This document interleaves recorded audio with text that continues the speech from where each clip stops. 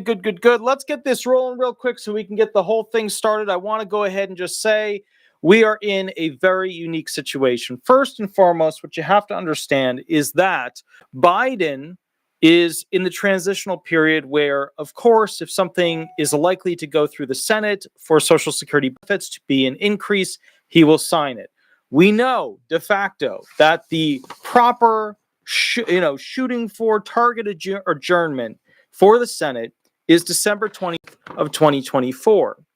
And the bottom line with this Senate tentative schedule is that we know that they're not going to hit that mark. However, today is supposed to be the last day of voting where they could potentially pass the Social Security Fairness Act. So if the rules are followed and if things go through as they're supposed to, then that means going forward, to be very, very fair, the Social Security Fairness Act should go ahead and be voted on today. Now, there's something way more important than the Social Security Fairness Act in the immediate sense, not in the long term, but in the immediate sense, which is basically making sure the government doesn't have a shutdown. Just to simplify, you will continue to be receiving your monthly check because your checks are paid from the trust funds and the trust funds have enough money. Okay. However, over enough time, the Social Security Administration does run into funding issues, but not in an immediate sense. So you will be fine and receive your check, even if the Democrats and the Republicans can't get together and come up with a plan. Now, here's the deal with this, and I think this is incredibly important, okay? We are in the midst of this amazing moment where Social Security will see the first major legislation in a very long time that will potentially pass. Biden, I'm sure, would love to sign off on it. And the moment it goes through a vote with the Senate, and if the Senate does vote and pass it through, I'm sure they'll get a picture of him the same day with a big sloppy pen signing that Social Security Fairness Act. Now, CNBC did a quick update. The Senate is getting closer to a final vote on a bill that would increase Social Security benefits for an estimated 3 million people. The chamber voted Wednesday to let consideration of the bill, the Social Security Fairness Act, proceed. That's like your first big on-the-floor Senate vote. Okay, if you have one of those, it's very likely if you get over 60 people on the pro side, that it will go to the bigger floor vote for the final floor vote. And the bigger final floor vote is we're signing this and it's going up to the president. Now, the bipartisan proposal calls for repealing certain rules that reduce Social Security benefits for individuals who receive pension income from work in the public sector. Despite a bipartisan 73 majority vote to proceed, the effort to advance the bill was met with some dissent, with Senator Tom Tillis, Republican North Carolina, citing the costs associated with the change. The Congressional Budget Office has estimated repealing the rules known as the Windfall Elimination Provision, or WP, and the Government Pension Offset, or the GPO. It would cost around $196 billion, so 200-ish billion, over a 10-year period. Now, 200 billion, that's a major number. It's not a major number when you consider how much we're giving to foreign nations, but it is a major number, especially when you consider how the government is not, when it comes to the United States federal government, excited about finding solutions for fixing the trust funds. It seems like we're much more keyed up about sending money overseas and helping out foreign nations that don't really help us that much. So the point I'm getting at is the WP, we went over it last time. It's very simple. It reduces basically the benefits that somebody would receive because they are attached to the poverty schedule because they paid most of their money into a different pension and only a little bit into the Social Security pension. When you only pay a little bit into the Social Security pension, it sees you as an impoverished person and it gives you more of what you paid in. If you are a middle-class person, you don't get nearly as much as to what you paid in. If you're a rich person, you get hardly anything. There's really not much benefit. The rich don't see any benefit with the Social Security system, the benefits, etc., because they get hardly anything out of it. Okay. Now, here's the deal. Okay. Bottom line is this. They've come to the point where they actually pass this through so that, let's see, it looks like 27 Senate leaders voted no, which were all basically, Republicans. However, there was one exception, which was Joe Manchin, an independent representative from West Virginia. Now, just to be clear, okay, a significant amount of people were on board with this particular vote. So, it's a small amount. So the likelihood is that this will actually go ahead and pass directly forward into the future so that Biden can go ahead and push it forward. Now, with that said, I just want to show you guys exactly where the senator is at when it comes to this. From West Virginia. Madam President, I request consent to enter colloquy with my friend Senator Cruz. Let me slow him down real quick. Objection. Mr. President, I rise today on behalf of the 476,000 West Virginians who rely on Social Security benefits. A majority of our seniors in every state relies on Social Security benefits, and we know that we're in trouble. The Senate is considering the Social Security Fairness Act, which would repeal the windfall elimination provision and government pension offset from the Social Security benefit calculation, providing relief for many public employees who have been adversely impacted. Now, make no mistake, we have a problem. We all agree. The status quo is unfair and it penalizes millions of hardworking Americans, whether it's teachers, firefighters, police officers, among others. But we also have an obligation to honor our promises to ensure that Social Security is going to be there for the people who have paid into it and have earned it, and also those generations who come after. We can fix this problem without blowing a hole in the Social Security Trust Fund. This is a $200 billion price tag. And we can fix that without having any effect on our budget. But it's just unbelievable. No one seems to really concerned about what we have and the debt we're facing. One of my first meetings. Okay, so just real quick, just to summarize, he's saying, look, it would be nice to pass this. Yeah, it'd be great, but we can't afford it. And he just said nobody's really excited, senators, House reps, about actually finding a way to fund the Social Security benefits going forward. So what's happening is exactly what happened in 1982. Nobody gave a shit in Congress about fixing these trust funds. Nobody cared until it got against the wall. Then they had to create this committee, and then that committee had to pass all these rules. And each one of these rules that it passed, the new senators, the new House reps, even the new president coming in, President Trump, they're slowly eroding those things that made Social Security benefits worse for you. That's part of the thing of how they're getting elected. They're getting reelected because they're running on the program of getting rid of all the restrictions and the things that lessened your benefits that they had to do in 1983 so that your benefits would continue. So just to be very clear, as an overall arching theme, these politicians are just finding ways to get reelected by promising to get rid of the changes they made in 1983, because in 1983, they were faced with the exact same thing we were faced in 2033. Now, as they erode these things, let's say they pass the Social Security Fairness Act. Let's say Trump passes through the no extra taxes on retired people once they're retired, having to, if they work and earn, they don't get their Social Security benefits taxed, even more, a double tax. If he gets that passed, you're going to see that number. 2033, 2032, 2031, 2030. You're going to see that number evolve, basically to a more recent year, in which case the trust funds will run out and we will be in a very bad position. In hearings I've gone to, and this is in early 2011, the Armed Services Committee, I asked former Admiral Mike Mullen, I says, Chairman Mullen, he's the chairman of the Joint Chiefs of Staff, what's the greatest threat facing America? And I'm thinking I'm going to hear what the military powers around the world. He never hesitated 1 second. He said the debt of the nation will bring us down first. The debt of our nation has brought down every major society in history. And that's exactly what we're on track to do. Yeah. We have a fiscal crisis in this country right now, and no one's talking about it. On either side of the aisle, we're not talking about it. In fiscal year 2013, we had a federal spending was less than $3.5 trillion. In fiscal year 2023, 10 years later, it's $6.1 trillion. That's a 75% increase. No one can withstand that. Last year, total revenues were $4.4 trillion, which left us with a deficit of $1.7 trillion, the largest deficit in the U.S. history since the pandemic. We've been spending more than we bring in every year for the last 22 years, and the debt that has resulted from it is absolutely crippling. Most Americans couldn't even last 22 paychecks, let alone 22 years of spending more than they brought in. Years of fiscal irresponsibility have brought us to the crisis we are today, which is more than $36 trillion of national debt. That breaks down to $104,000 for every man, woman, and child in this great country of ours. Now, just to make sure you heard it, 36 trillion in debt. Now, when we were at that 34 area, we were unable to actually pay what was due on all of our bills.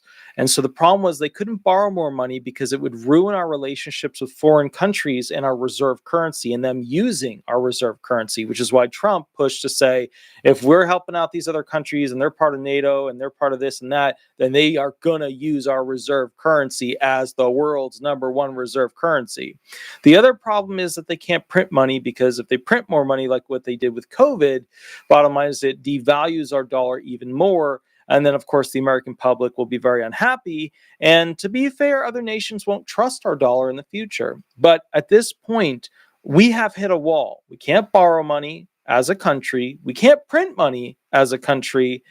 Our trust funds are running out for Social Security benefits, and we can't afford the monthly debt checks that we have to pay out, the interest, not even the actual loans that we have.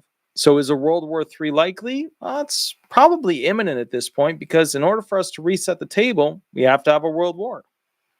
$104,000 liability on every human citizen in the United States of America. And it's terrifying to think that at the end of the fiscal year, we're going to spend more on paying just the interest on our debt than we do to defend our country.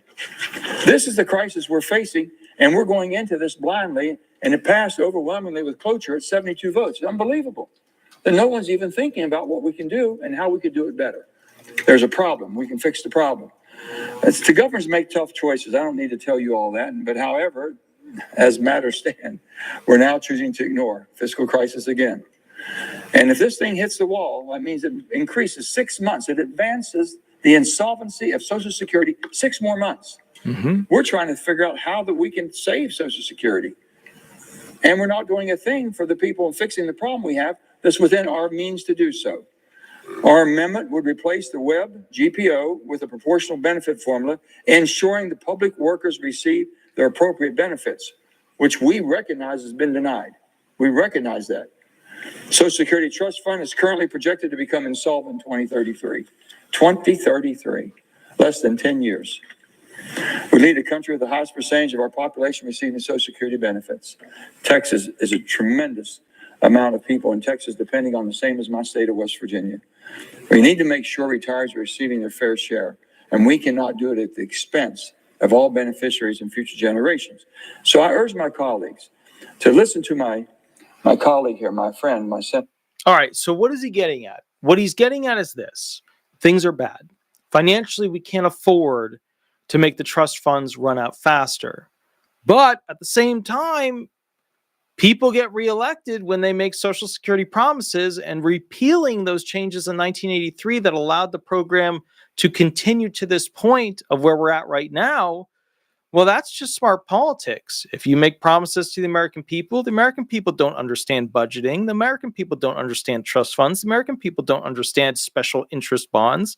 They don't understand, how the financial aspect of this whole thing works. So if you promise them something, and to be fair, a lot of the SSI people, they don't have the education to know what's going on. The SSDI people, they're disabled, so a percentage of them have mental impairments. So these politicians are going to take advantage of that.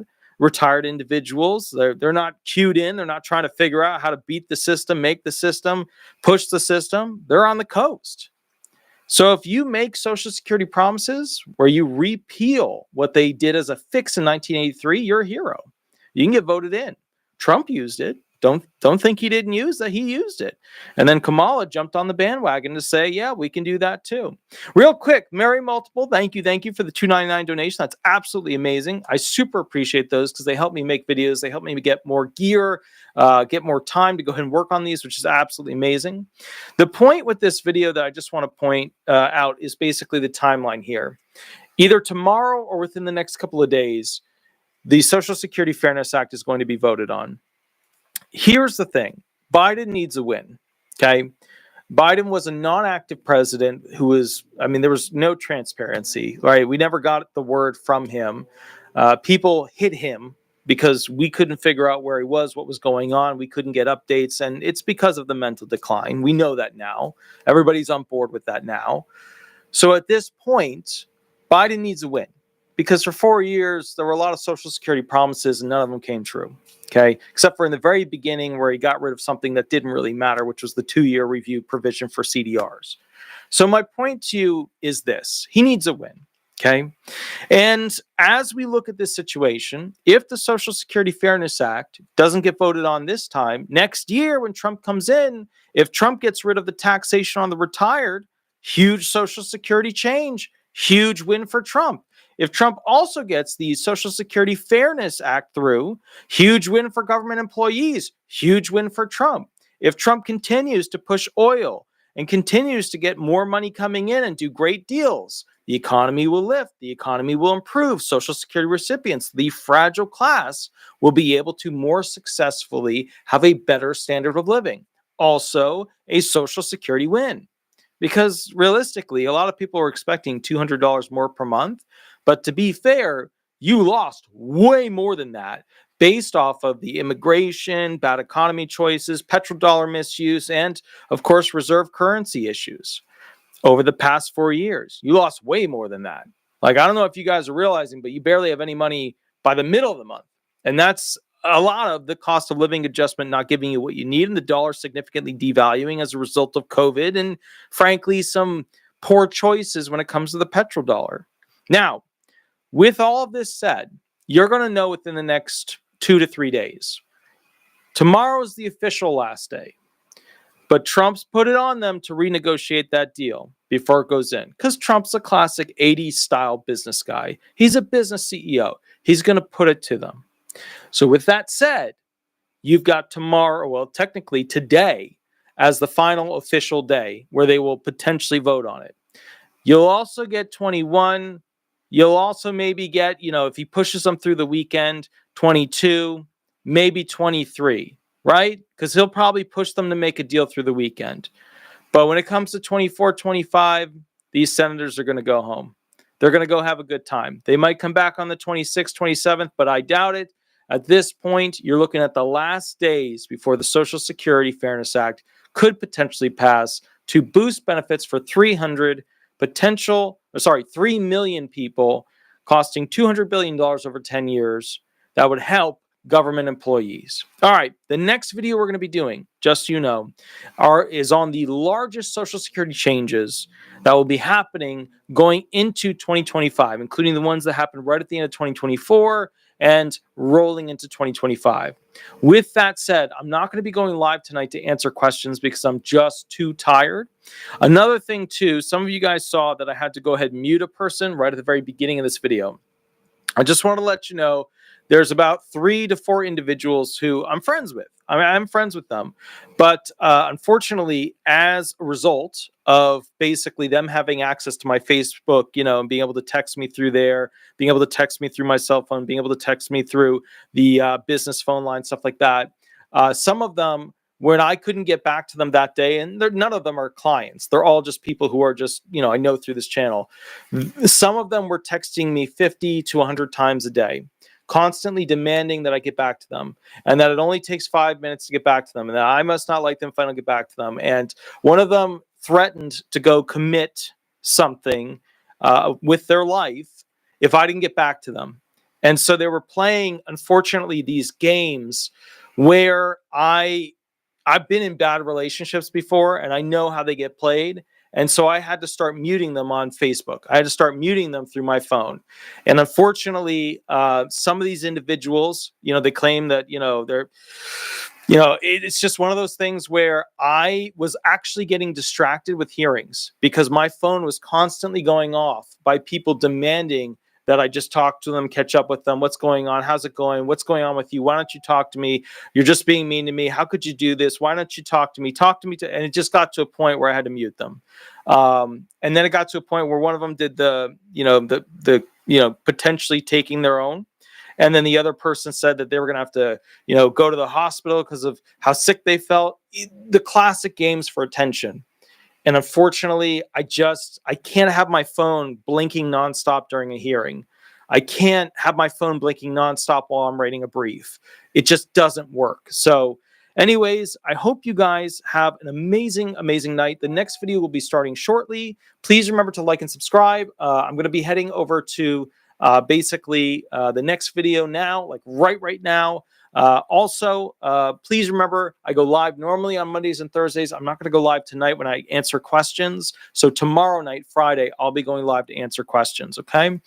With that said, I will catch you at the next video, and we will catch up shortly. Thank you so much, and I'll see you soon, literally within the next couple of minutes, and I'll put the link in the chat. Thank you so much. All right. Bye-bye, everybody. Bye-bye.